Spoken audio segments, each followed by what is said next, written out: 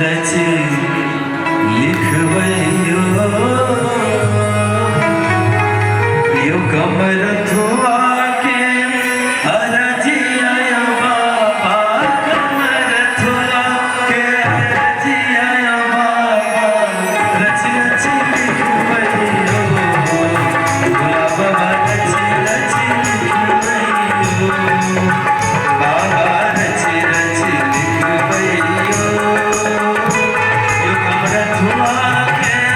अरजिया बाबा कमर थुआ के अरजिया बाबा रच रच लिखवयो राम बाबा रच रच लिखवयो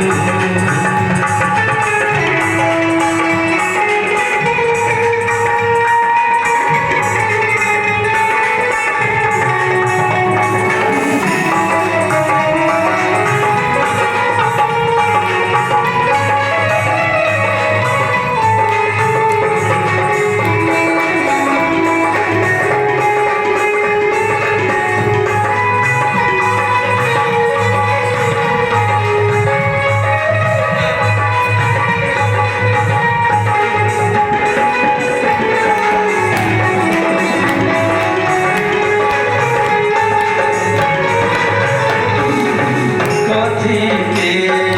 कलम बनायब कथी के सुनायो कथी के कलम बनायब कथी के सुनायो कथी के कागज बनायो कागज बनायो रच रच लिखवयो